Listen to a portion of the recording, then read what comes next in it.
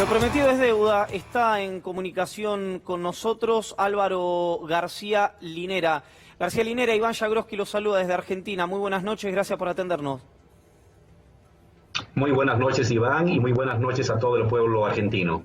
Vicepresidente, hay muchos temas de revoque fino que nos gustaría hablar con usted, pero un trazo grueso como para arrancar es, a una semana del golpe en Bolivia, ¿cuál es el balance que hace? ¿Cuál es el análisis que hace, no solo de lo que pasó, sino de lo que puede venir? Bueno, en principio que estamos ante un terrible, cruento y sangriento golpe cívico, policial, militar, que se inició inicialmente de la mano de fuerzas civiles paramilitares que quemaron órganos electorales, quemaron ánforas, quemaron casas de dirigentes sindicales, quemaron sedes sindicales, atemorizaron a pobladores, cabalgaron se descargaron como una caballería motorizada frente a mujeres campesinas e indígenas con sus hijos. A esa primera fase le siguió la segunda fase policial, donde la policía desconoce el mando civil, se amotina. Y la tercera fase es cuando las Fuerzas Armadas, su comandante en jefe, le pide a Evo Morales, en desconocimiento de la Constitución y en desconocimiento de la prescripción constitucional de que los militares no deliberan, le pide la renuncia. El día sábado anterior, hace más de una semana, y a partir de ese momento se desata una terrible persecución y represión contra el pueblo indefenso. Al día de hoy, en seis días, ya contabilizamos más de 20 muertos, todos a bala, muertos niñas, jóvenes campesinos, trabajadores de las ciudades, más de 120 heridos a bala, 600 detenidos, muchos de ellos torturados. Es terrible lo que está pasando en Bolivia. Una mujer que se ha autoasumido como presidenta. La banda presidencial la ha entregado un general de las Fuerzas Armadas, lo que nunca había pasado, semejante cosa en democracia, porque en democracia la banda presidencial te entrega el Congreso, no te entrega a los militares. Lo han hecho. Hoy en día están amenazando, acaban de armar hace unas cuantas horas una comisión especial de fiscales que va a perseguir supuestamente a diputados y senadores que conspiran contra la democracia. La prensa argentina, la prensa española ha sido asediada, ha sido reprimida, ha sido acusada de generar sedición. Se está generando una cacería de líderes sociales y dirigentes. Hay un temor generalizado en la población de este despliegue policíaco y militar, y se está rumoreando en las últimas horas, a raíz de una declaración de uno de los artífices de este golpe de Estado, el expresidente Tuto Quiroga, de que tal vez se podría incluso cerrar la Asamblea Legislativa, el Congreso, para gobernar por decreto. Tenemos la emergencia de un golpe fascistoide con rasgos inicialmente civiles y ahora policíaco-militares, que está destruyendo la democracia, está destruyendo la legalidad, está matando a bolivianos. Hoy estamos de luto porque han matado a mis hermanos bolivianos a sangre fría y están a punto de destruir la economía boliviana, que era un modelo de desarrollo, de crecimiento y de construcción de igualdad.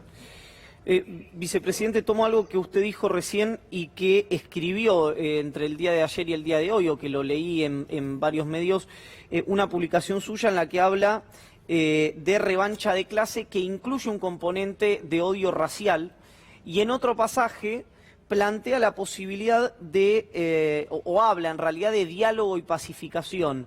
Lo que le quiero preguntar es si es posible dialogar si lo que hay es este componente de odio del que usted hablaba. Sí, lo que pasa es que la base social de esta fascistización de la política lo constituye una parte de una clase media tradicional. Digo tradicional que fue una clase media que se constituyó desde los años 50, 60 y 70, que asumía que los cargos públicos, las opciones laborales, las becas, el acceso a créditos, era una especie de derecho de casta, derecho de apellido, derecho de piel. Frente a ella surgió en los últimos años, fruto de la democratización social, una nueva clase media de origen indígena y popular, que tiene los mismos derechos a acceder a los puestos, a las funciones públicas, a los contratos, a las oportunidades laborales. Y es esta clase media tradicional que frente a este ascenso de lo popular, las califica de arribistas, y en vez de integrarse con ellas y de buscar construir una nueva identidad de clase media, se ha trincherado en posiciones racializadas. Lo que pasa que en Bolivia y en muchos países de América Latina, la clase social tiene una connotación racial, y el discurso de clase social tiene un discurso igualmente etnizado, racializado.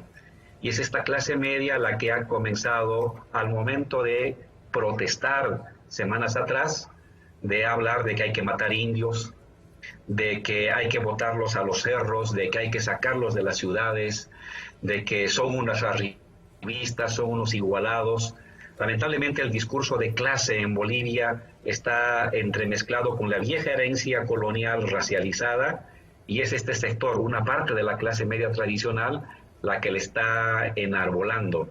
Por eso también cuando toman la Plaza Murillo, lo que hacen es quemar la bandera indígena, escupir sobre la bandera indígena, la huipala, quemarla, destrozarla, descuartizarla, porque es una revancha, es un discurso revanchista que intenta preservar sus privilegios a partir de el color de piel y la estirpe. Y ese discurso de un sector no mayoritario de la clase media, un sector minoritario, es el que ahorita comanda, justifica y legitima buena parte del accionar de este gobierno ilegítimo,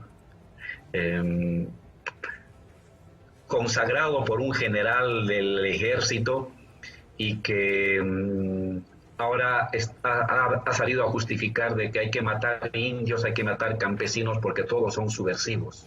Gracias. Hoy en Bolivia tener el color de piel más clara o tener un origen indígena se ha convertido ya en ser susceptible de ser subversivo. Ese es el lenguaje que están usando estos golpistas. García Linera, buenas noches. Gabriel Morini lo saluda. Quería preguntarle en su lectura si considera que la OEA y la figura de Luis Almagro tuvieron responsabilidad en el golpe.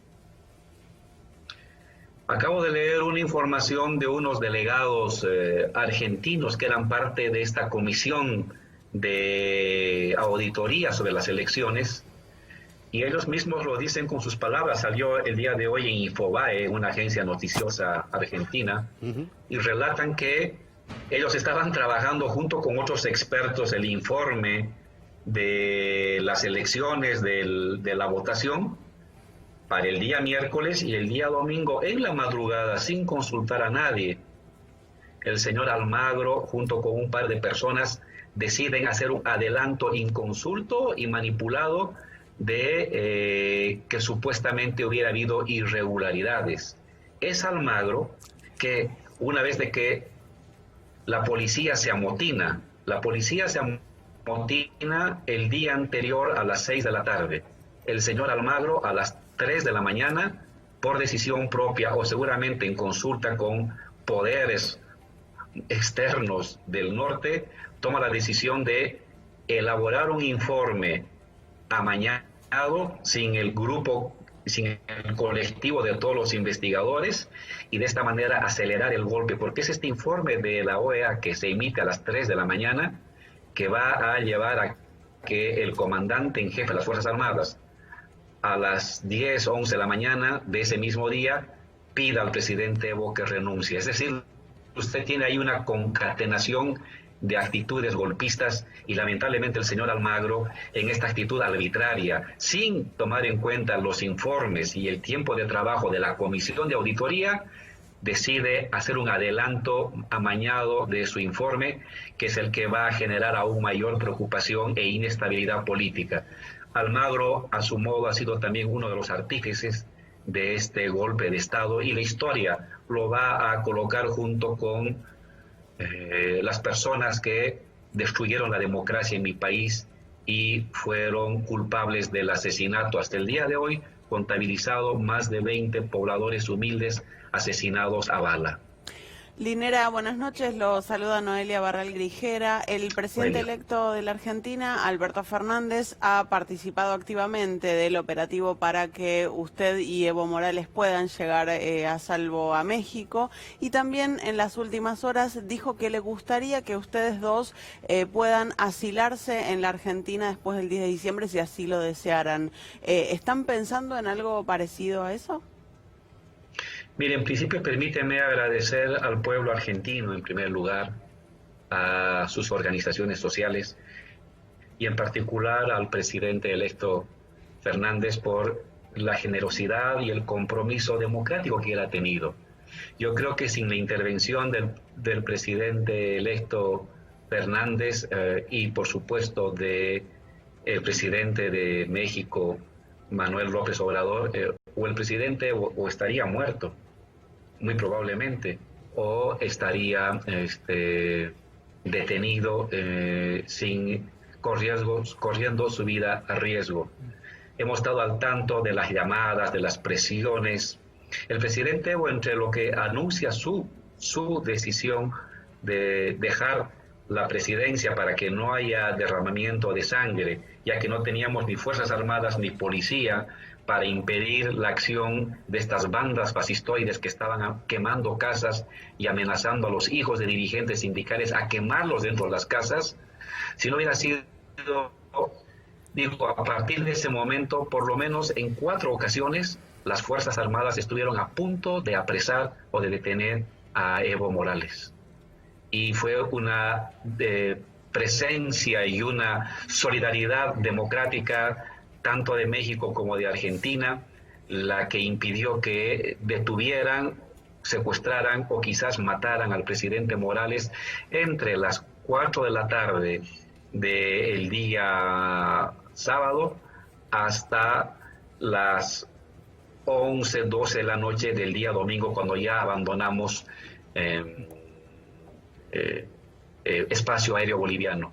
Quiero agradecer enormemente al presidente Fernández, agradecer a Argentina, porque lo que ellos hicieron es simplemente preservar la vida y preservar la institucionalidad democrática, y de por vida nuestro agradecimiento a ellos. García Linera, Julián Guarino lo saluda, muy buenas noches. Quiero preguntarle, usted recién identificaba a quienes son en parte seguramente responsables de este golpe de Estado, y en los últimos días también se han hecho muchos análisis vinculados con las distintas medidas de carácter económico que se tomaron durante sus gobiernos, puntualmente cómo se afectó y se cambió la distribución del ingreso en Bolivia. Vinculado con eso, ¿usted estima que hay intereses detrás, por ejemplo, de los hidrocarburos, y ustedes nacionalizaron los hidrocarburos, de los yacimientos de litio? Digo, se han dado distintos elementos como que existen intereses vinculados con esos recursos.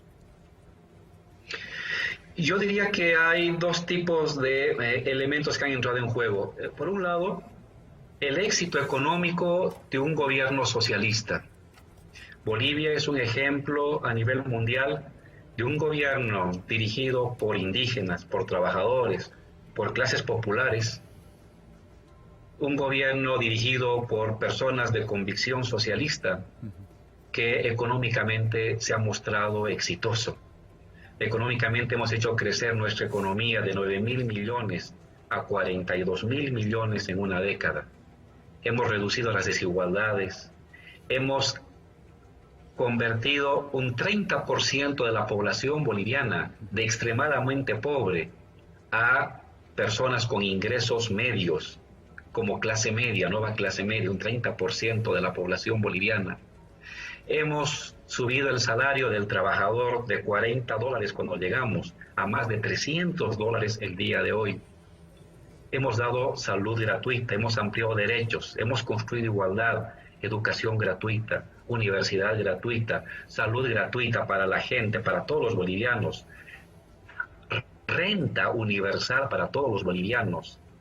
Hemos construido una sociedad de igualdad y con un éxito económico que por 7º año consecutivo íbamos a ser el país en América Latina que más crecía. En promedio, el 4% de crecimiento anual. En otros años, hasta el 6 y 7% de crecimiento anual. Un gobierno que económicamente, siendo socialista, siendo popular, muestra grandes resultados económicos. Eso a mucha gente de los poderes internacionales no les agrada, porque siempre asocian el socialismo o el progresismo con pobreza, con hiperinflación, y en Bolivia no fue así. El progresismo en Bolivia está asociado a éxito económico, a crecimiento, estabilidad, a distribución de la riqueza. Entonces yo creo que hay que buscar dar un golpe terrible para golpear, para dañar a esta experiencia exitosa de izquierda y crecimiento económico elevado. Y en segundo lugar, lo que usted mencionaba. En los últimos años, los últimos meses, logramos nosotros, primero, en base al esfuerzo del Estado, crear una gran infraestructura para producción soberana de derivados del litio. Y luego dimos un paso muy importante para los procesos de industrialización mediante a consolidar mercados, en este caso con países como China para las baterías de litio y una parte con Alemania.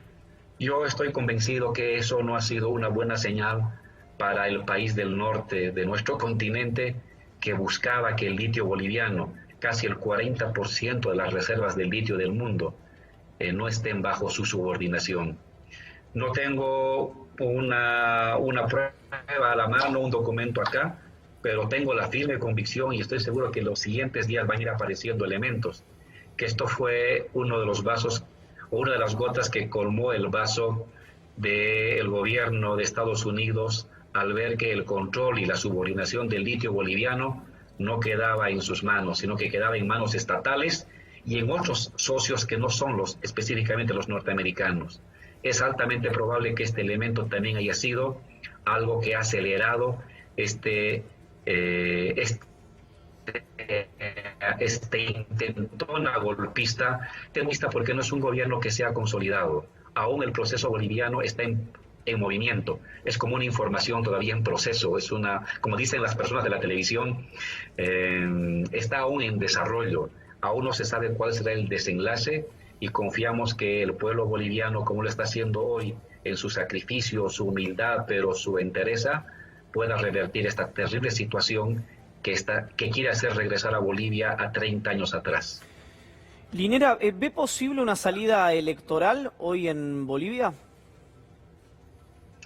Es inevitable, a no ser de que los golpistas quieran quedarse indefinidamente mediante el asesinato de bolivianos, la presión a los medios de comunicación, el chantaje, el silenciamiento de las voces disidentes. La salida tiene que ser electoral. De hecho, el presidente Evo, antes de su renuncia, planteó dos cosas que están en mesa. Nuevas elecciones, donde con seguridad vamos a volver a ganar porque ganamos. Somos el partido que obtuvo el 47% del electorado de los bolivianos. Y el segundo, que estaba detrás de nosotros, tenía una distancia de 10 puntos, obtuvo el 36%. Y fueron los perdedores los que también han promovido el golpe. Si hay nuevas elecciones, vamos a volver a ganar porque el pueblo está de nuestro lado. Vamos a volver a ganar una y otra y otra y otra y otra vez. Y la salida tiene que ser electoral.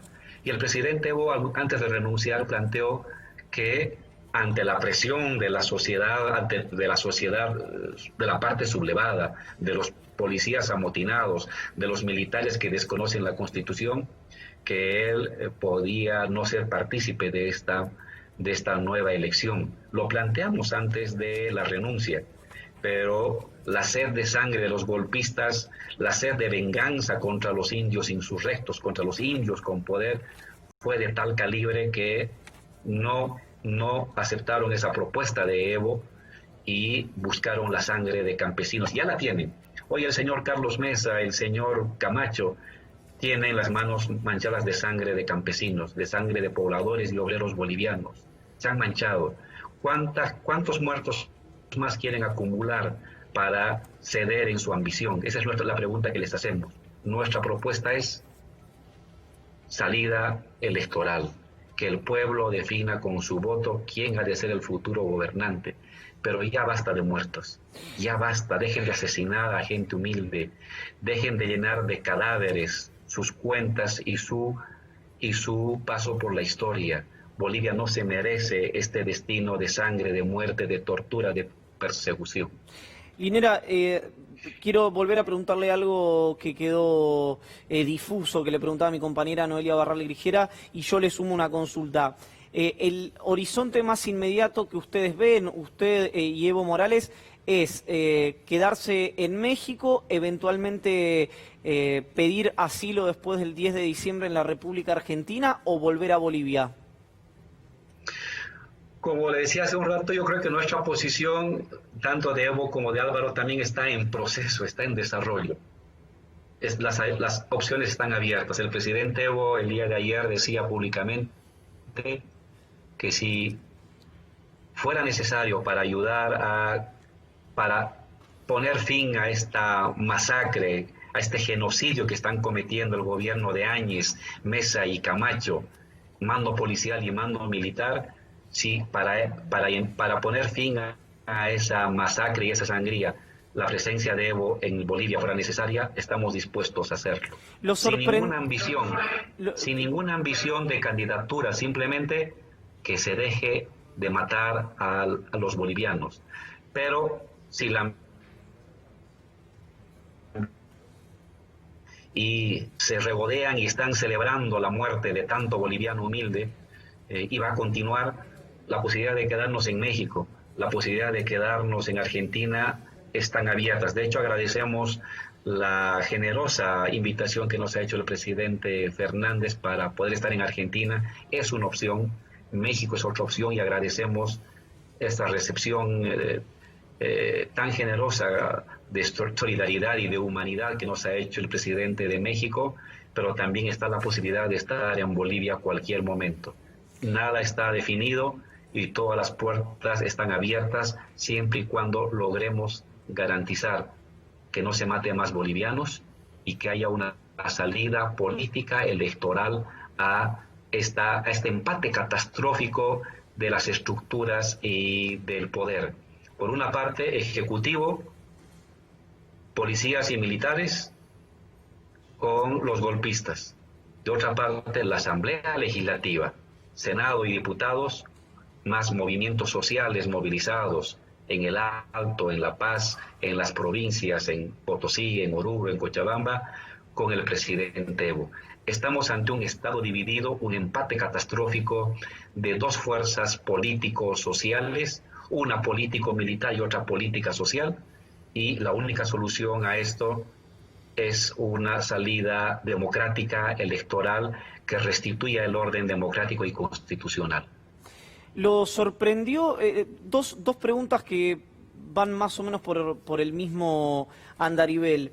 Estaba repasando cuáles fueron los países a nivel global que condenaron el golpe y son minoría frente a los que no lo condenaron, no necesariamente que reconocieron a Áñez. Así que por un lado le pregunto qué cree que dice eso o que sugiere eso, y segundo, si le sorprendió la posición de Mesa, que se había presentado durante toda la campaña como un demócrata, como alguien que venía del universo de la ilustración, de la academia, y bueno, y terminó con Camacho validando el golpe de Estado. En el caso de algunos países que están reconociendo o han mantenido la distancia neutra frente al golpe, posiblemente lo que está faltando es más información. Y quizás la mejor carta de presentación de la señora Áñez es un militar entregándole la banda presidencial, cosas que solamente suceden en dictadura, un general del ejército pidiendo a Evo Morales que renuncie y los 20 muertos. Los 20 muertos a bala, los más de 110 ya de los últimos 5 días. Creo que es la mejor prueba, pero también la mejor información que debería llegar a los otros gobiernos que aún no han tomado una posición o que tienen una posición de reconocimiento. En fin, creo que eso sería la mejor forma de que ellos puedan abrir sus ojos ante la realidad de esta barbarie que se está desatando y que se ha desatado en mi país. Sobre respecto a lo que refiere a Mesa, mi lectura es que detrás de un liberal timorato se esconde un golpista, y eso es lo que ha pasado hoy. Liberal timorato durante todos estos años, pero al momento de las definiciones políticas en las que hay que poner a prueba tu convicción democrática o tus ambiciones, Mesa simplemente se sacó el traje, se sacó el disfraz y hemos encontrado un consumado golpista. ¿Qué va a decir ahora Mesa cuando tenga que relatar lo que pasó en Bolivia? ¿Cómo va a justificar los 20 muertos asesinados en estos últimos días? ¿Cómo va a justificar la masacre de Sacaba, aplaudida por el gobierno que él, o promovida por el gobierno que él ha aplaudido y ha dicho que es la salida constitucional? La mesa de Mesa chorrea sangre. La mesa está cargada de cadáveres de gente trabajadora y humilde. Él va a pasar a la historia, no como un mal historiador, ni siquiera como un liberal timorato. Él va a pasar a la historia como un golpista. Como un golpista que avaló el asesinato de decenas de bolivianos simplemente para defender un interés personal. Vicepresidente, muchísimas gracias por el contacto, ha sido muy gentil. Les agradecemos a ustedes por la amabilidad de poder hacer llegar nuestra voz al pueblo argentino y nuevamente muchas gracias a Argentina. Muchas gracias a Argentina por este compromiso con la democracia y la justicia para la gente humilde.